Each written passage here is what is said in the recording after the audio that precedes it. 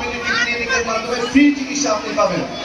একটা কথা হলো যে আমরা ভোট দেই, আমরা প্রত্যেকবার দীর্ঘ 16-17 বছর ফ্যাসিস্ট সরকার ছিল, আমরা অনেকে ভোট দিতে পারি নাই। ভোট দেওয়ার আগে ভোট হয়ে গেছে, দিনের ভোট রাতে হয়ে গেছে। আগামী ফেব্রুয়ারিতে যে বাংলাদেশে যে নির্বাচন হবে সেটা প্রত্যেকেই ভোট দিবেন। তাহলে আপনি কাকে ভোট দিবেন সেটা আপনার ব্যক্তিগত ব্যাপার। আমি জাতীয়তাবাদী দলের একজন কর্মী, বিএটার প্রত্যেকটি নাগরিক ভোট দেওয়ার আগে যাতে উনি সচেতন হয়ে সজ্ঞানে বুঝে শুনে ভোটটা দেন। আপনি যাকেই দিবেন, যে ব্যক্তিকে দিবেন, যেই দলকে দিবেন, সেই দল আপনার জন্য দেশের জন্য কি করবে সেটা জেনে আপনি ভোটটা দিবেন, সেটাই আমাদের চাওয়া। আমরা আমাদের দলের পক্ষ থেকে এই 31 দফা আপনার সামনে তুলে ধরেছি।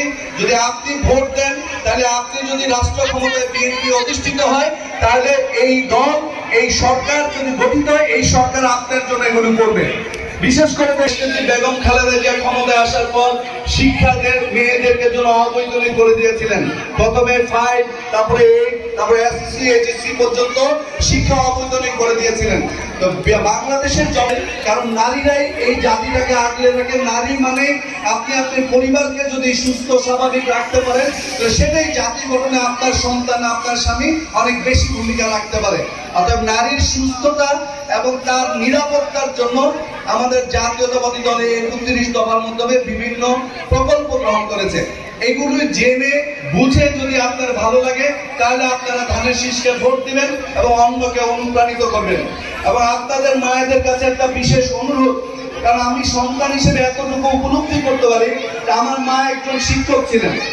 আমি দেখেছি যে শিক্ষকরা আল্লাহ রাসূলের পরে শিক্ষকের সবচেয়ে বেশি যে মূল্যবান যে জিনিস, সেটা হলো আমার ঘরের মা এবং বাবা। অর্থাৎ মায়ের দায়িত্বটা সবচেয়ে বেশি।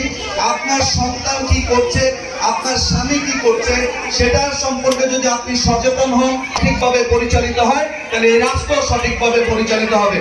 আপনার সন্তানকে দেখে রাখার দায়িত্ব মায়েদের ভূমিকা সবচেয়ে বেশি।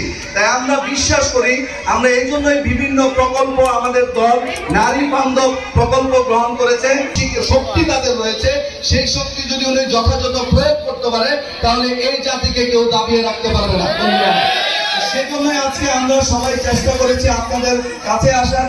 আমরা ভাই হিসাবে বা আপনাদের সন্তান হিসেবে সবসময় আপনাদের পাশে থাকার চেষ্টা করেছি। আল্লাহ যদি আমাদের তৌফিক দান করে, সুখে না পান, যে কোনো দুঃখের যে কোনো বিষয়ে আমি সহ আমাদের জাতীয়তাবাদী দলের প্রত্যেকটি নেতাকর্মী, প্রত্যেকটি মায়ের পাশে থাকবে, যে কোনো বিষয়।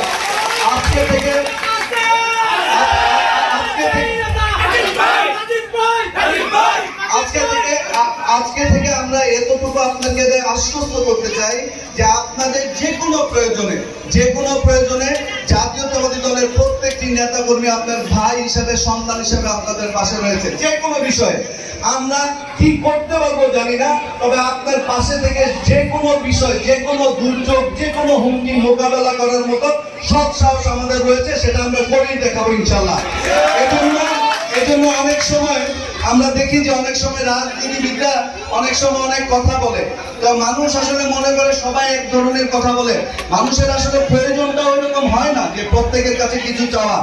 এজন্য মাঝে মাঝে পরীক্ষা করে দেখবেন যে আপনার কোনো বিপদ, আপনার কোনো প্রয়োজন পড়লে এই জাতীয়তাবাদী দলের নেতা কর্মীদের কিন্তু নক করে দেখবেন যে আমাদের এই সমস্যাটা সমাধান করেন কিনা। যদি না করেন তাহলে আমাদেরকে বলবেন। অবশ্যই জাতীয়তাবাদী দলের নেতা জনাব তারেক রহমানের নির্দেশ, বাংলাদেশের যে কোনো মানুষের বিপদের বা কোন রকমের প্রয়োজন পড়লে জাতীয়তাবাদী দলের প্রত্যেকটা নেতা কর্মী তার পাশে যে দাঁড়ানো তার ইমানি দায়িত্ব, এবং সেটা তাকে করতেই হবে বন্ধুরা আমার। সেজন্য মাঝে মাঝে পরীক্ষা করে দেখবেন যে ওনারা করে কিনা। আমরা যে কথাটা